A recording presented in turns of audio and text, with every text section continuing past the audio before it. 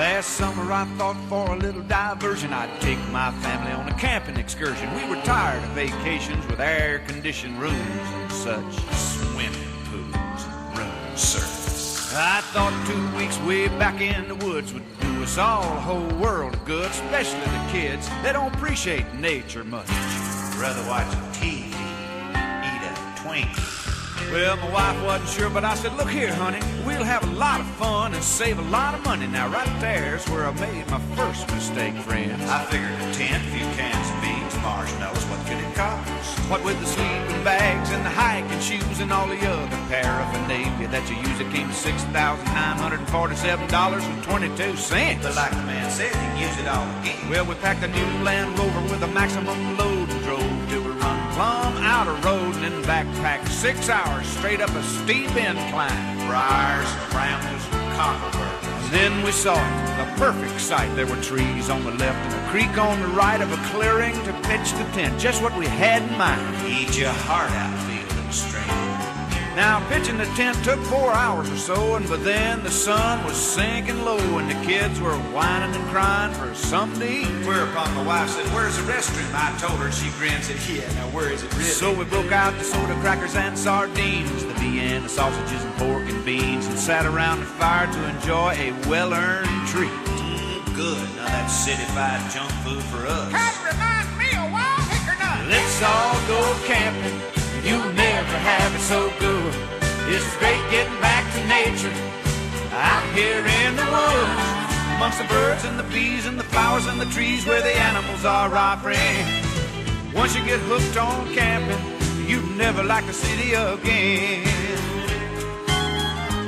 Well, we just weren't ready for what happened then, when sparks from the campfire carried by the wind set a pile of leaves and 289.95 sleeping bags aflame. Little Delbert's going for the marshmallows, thought it's part of the deal. Yeah, it spread from the bags and the leaves to the trees, raging out of control and fanned by the breeze. I thought all was lost, and then thank God it started to rain. I don't mean shower, friends. We're talking pair 'em up Noah one whole time. Well, the fire was out and we huddled in the tent, wore slap out from the day's events, floating on our air mattresses in mud, ankle deep. Whereupon my wife said, I really need to know now, where is the restroom? And when it finally stopped raining, it was cold and late, but those mysterious noises kept us awake, and we all knew we'd be mauled or axe murdered in our sleep. At this point, I knew the ghost stories earlier had been a bad idea.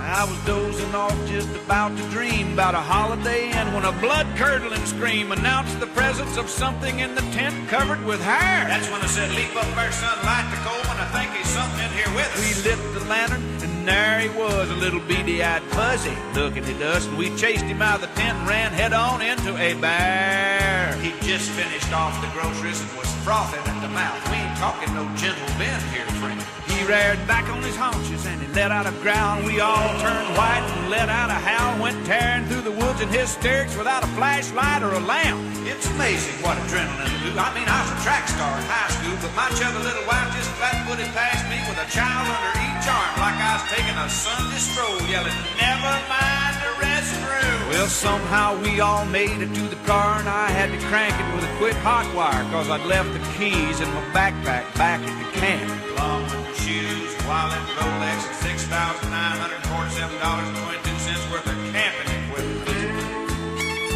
We went flying down that dark and muddy trail, slipping and sliding like a bat out of hell, till we drove through a stream that we'd crossed on our way in. Lord knows I was just all in trees at 90 miles an hour, sideways. Now the rain made it deeper than it was before, and the water started pouring in around the doors. We had to swim for the shore. Never saw that Land Rover again. Just loaded off. Last I saw was the tail lights going over the falls.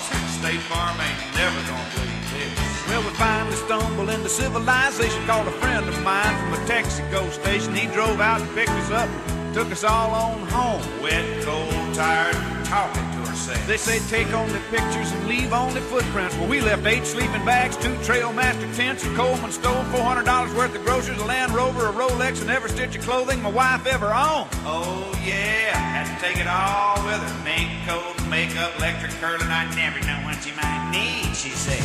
Let's all go camping. You never had it so good. It's great getting back to nature out here in the woods, amongst the birds and the bees and the flowers and the trees where the animals are our friends. Once you get hooked on camping, you can never like a city again.